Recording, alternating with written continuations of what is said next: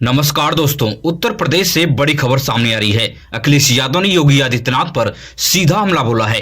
उत्तर प्रदेश के पूर्व मुख्यमंत्री अखिलेश यादव ने साफ कहा कि शंकराचार्य का अपमान योगी आदित्यनाथ की दंभित सरकार कर रही है। अखिलेश यादव शंकराचार्य के सम्मान में खुलकर साथ खड़े हो गए हैं। भारतीय जनता पार्टी को डर सता रही है कि योगी आदित्यनाथ के हट की वजह से कहीं ब्राह्मण वोट छिटक न जाए। सोचिए, वो आध्यात्म का स्थान है, हमारी त्रिवेणी है, वो वहाँ पे पूज्य शंकराचार्य जी को स्नान क्यों नहीं करने दिया? ये बड़ा सवाल है। और पुलिस ने धक्का मार के उनके रथ को बाहर कर दिया। उनके बटुक, उनके जो सेवा या उस संस्था साथ चलते हैं, उनकी चुटिया पकड़ करके बताइए, डिप्टी सीएम माफी मांग रहे हैं। एक डिप्टी सीएम कह रहे हैं सर आनंद। तो शंकराचार्य का जो स्थान है वो हमारे लिए पूजनीय है। इसलिए सभी लोगों के उनके सम्मान के लिए और शंकराचार्य जी के सम्मान के लिए खड़ा होना चाहिए। उधर बहन मायावती जी ने पहले ही ब्राह्मण कैंडिडेट को प्रत्याशी घोषित कर दिया है। ब्राह्मण वोट में सेंधमारी शुरुआत हो गई है। अखिलेश यादव भी ब्राह्मण वोटरों को सम्मान दे रहे हैं। मामला ब्राह्मण वोट के खींचातानी में बदल गया है। भारतीय जनता पार्टी अगर योगी आदित्यनाथ से माफी नहीं मंगवाती है तो बड़ा नुकसान भारतीय जनता पार्टी को आगामी 2027 विधानसभा चुनाव में देखने को मिल सकता है। वहीं पर अमेरिका ईरान तनाव को लेकर बड़ी खबर सामने आ रही है। अमेरिका बहुत जल्द ईरान को तबाह कर सकता है। ईरान से बातचीत का रास्ता अब लगभग खत्म सा हो गया है। अमेरिका ईरान को चारों तरफ से अपने 5वीं पीढ़ी के अत्याधुनिक फाइटर प्लेन F-22 से घेर लिया है। ईरान की सांसें टगी हुई हैं। डोनाल्ड ट्रंप ने सख्त चेतावनी दी है कि ईरान किसी कीमत पर अब बचने वाला नहीं है। मगर पूरे खेल को ईरानी तानाशाह खामनेई ने पलट दिया है। ईरान ने अपने सभी हाइपरसोनिक मिसाइलों को बंकरों से निकालकर अमेरिका को तबाह करने के लिए अमेरिका को टारगेट करके तैयार कर दिया है। दुनिया की निगाहें अब एक भीषण युद्ध को देखने के लिए बढ़ चली हैं। अगर ये युद्ध हुआ तो भारत में तेल की कीमतों में भारी उछाल देखा जा सकता है, क्योंकि ईरान तेल का बहुत बड़ा हब है। वहीं नगीना के सांसद चंद्रशेखर आजाद ने आज उत्तर प्रदेश के जौनपुर में बड़ी रैली को संबोधित किया है, जहां हजारों की भीड़ नजर आई है और इस भीड़ में नौजवानों के साथ साथ बड़े स्तर पर महिलाएं भी नजर आई हैं।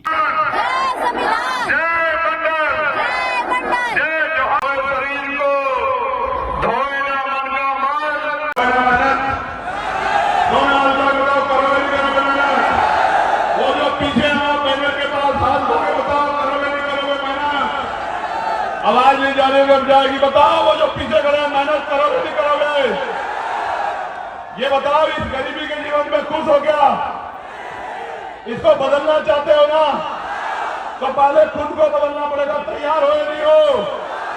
अपने महापुरुषों के चंद्रशेखर का जादू अगर काम कर गया तो चंद्रशेखर कमाल कर सकते हैं। आगामी 2027 का विधानसभा चुनाव उत्तर प्रदेश का बहुत दिलचस्प होने वाला है। मगर उत्तर प्रदेश के राजनीतिक विश्लेषक कयास लगा रहे हैं कि चंद्रशेखर को जो वोट मिलेगा वह बहन मायावती के कोर वोटरों में से ही मिलेगा। चंद्रशेखर की जितनी ज्यादा मजबूती बढ़ेगी, बसपा को उतना ही भारी नुकसान देखा जा सकता है। चंद्रशेखर के साथ कुछ मुस्लिम वोट बैंक भी नजर आ रहे हैं। मुस्लिम वोट बैंक पर चंद्रशेखर, बसपा और असदुद्दीन ओवैसी की भी निगाहें टिकी हुई हैं। मुस्लिम वोटर अगर छिटक गया तो समाजवादी पार्टी को भारी नुकसान हो सकता है 2027 के विधानसभा चुनाव में। मगर समाजवादी पार्टी जिस तरह से शंकराचार्य और मुक्तेश्वरानंद के साथ खड़ी है और उनका समर्थन कर रही है, अगर उससे ब्राह्मण वोट समाजवादी पार्टी में शिफ्ट होता है तो समाजवादी पार्टी को 2027 में सरकार बनाने से कोई रोक नहीं सकता है। अगर ब्राह्मण वोट कुछ % अगर समाजवादी में शिफ्ट हो गया तो अखिलेश यादव कमाल कर सकते हैं। वहीं पर यूजीसी को लेकर सवर्ण समाज लगातार सड़कों पर प्रदर्शन कर रहा है। 8 मार्च को दिल्ली के जंतर मंतर पर सवर्ण समाज अपना दमखम दिखाने के ऐलान कर दिया है।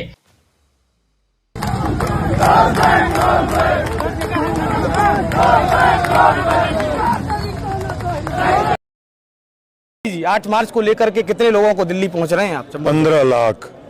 15 लाख लोग दिल्ली जाएंगे और बोलेंगे कि या तो यूजीसी रोल बैक या तो मोदी रोल बैक, गद्दी छोड़ो जनता। मगर भारतीय जनता पार्टी के सांसद साक्षी महाराज सवर्णों को कड़ा फटकार लगाई है। साक्षी महाराज ने साफ कहा है कि अगर SC ST OBC समाज नाराज हो जाए तो कोई भी सवर्ण MP MLA मुख्यमंत्री प्रधानमंत्री नहीं बन सकता है। इस बात को भी सवर्ण समाज को ध्यान रख लेना चाहिए। इसलिए सवर्ण समाज को छोटी छोटी बातों को छोड़कर आगे बढ़ना चाहिए। ओबीसी का विरोध करते हैं, अगर इसे SC और OBC अपना विरोध मान ले तो यूजीसी के लोग इकट्ठे हो रहे हैं, समझ में आ रहा है जी। अगर ओबीसी और यूजी और एससी के इकट्ठे हो गए तब, अगर ये 90% इकट्ठे हो गए तो कोई एमएलए बनेगा, कोई एमपी बनेगा, कोई मुख्यमंत्री बनेगा, कोई प्रधानमंत्री बनेगा, फिर क्या होगा? इसलिए इस मामले को जो लोग इस बयान के बाद सवर्ण समाज में गुस्सा देखा जा रहा है। सवर्ण समाज लगातार कसम खा रहा है कि अगर यूजीसी कानून को वापस नहीं लिया गया तो हम लोग भारतीय जनता पार्टी को कभी वोट नहीं देंगे। मोदी मुर्दाबाद, नरेंद्र मोदी मुर्दाबाद, तिलक तराजू और तलवार नहीं सहेंगे अत्याचार, तिलक तराजू और तलवार नहीं सहेंगे अत्याचार। बाकी के लोग मगर जानकारों का मानना है कि सवर्ण समाज भारतीय जनता पार्टी का कोर वोटर है, वह कहीं नहीं जाएगा। धमकी कितना भी दे ले, लेकिन अंतिम समय पर ईवीएम की बटन पर कमल छाप ही वो दबाएगा। इसलिए भारतीय जनता पार्टी सवर्णों के विरोध को सीरियस नहीं ले रही है। मगर आपका इस मुद्दे को लेकर क्या ख्याल है, कमेंट में टाइप करके जरूर बताएं। अगर आप भी देश और दुनिया से बड़ी खबरें देखने में दिलचस्पी रखते हैं तो हमारे इस चैनल को सब्सक्राइब कीजिए, वीडियो अपने दोस्तों रिश्तेदारों तक शेयर कीजिए। मिलेंगे इसी तरह से नई वीडियो में नई सूचना के साथ। धन्यवाद।